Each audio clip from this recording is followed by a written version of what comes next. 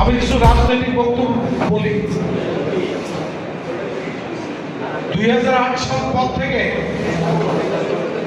এই দৌলতপুর উপজেলায় যে অমানসিক অত্যাচার শুধু দৌলতপুর না সারা বাংলাদেশে আমাদের নেত্রী মরহুমা বেগম খালেদা জিয়া থেকে শুরু করে একজন সাধারণ কর্মী পর্যন্ত সারা বাংলাদেশে রাত্রে বাড়িতে ঘুমাতে পারে নাই,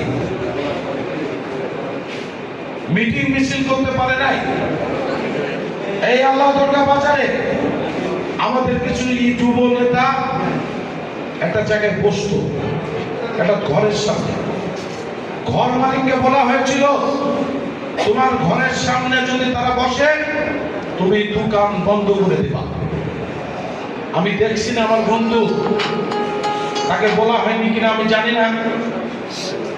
ছাত্র দলের প্রতিষ্ঠা, অন্যান্য গণ্যমান্য রাজনৈতিক নেতৃবৃন্দ, গণ্যমান্য ব্যক্তিবর্গ, উপস্থিত গণমাধ্যম কর্মীগণ এবং উপস্থিত সুখী, আসসালামু আলাইকুম।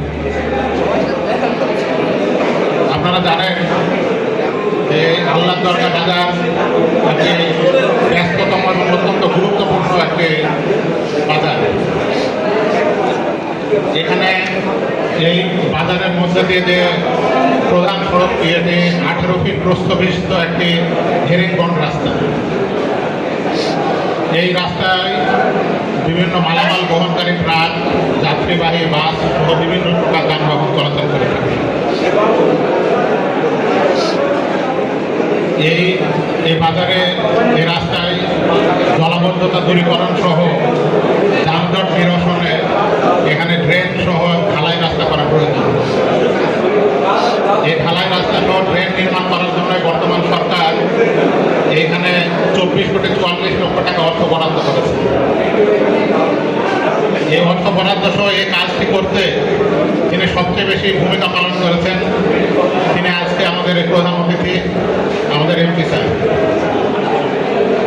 এই কাজটি অনুমোদনের জন্য এমপি স্যার আমাদের মন্ত্রণালয়ে দৌড়ঝাঁপ করেছেন। আমাদের সড়ক পরিবহন ও সেতু মন্ত্রণালয়ের মাননীয় মন্ত্রী মহোদয়ের সাথে ব্যক্তিগতভাবে কথা বলে এই সড়কের গুরুত্ব তার কাছে তুলে ধরেছেন।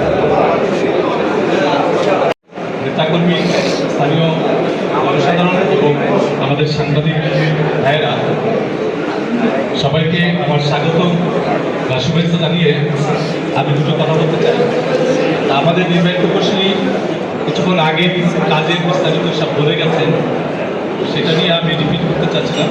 বাই দিস টাইম হয়তো আপনাদের অনেক ধৈর্য থেকে ঘটেছে। আমি খুব শর্টে কথা বলতে চাই। আমাদের এখানে যে কাজটা হবে সেই কাজটা মূলত আমাদের ডিজিট পেমেন্ট এবং এটা প্রশস্ত হবে 24 ফিট এবং সাথে ড্রেন নির্মাণ হবে। কাজটা করার ক্ষেত্রে যে আমরা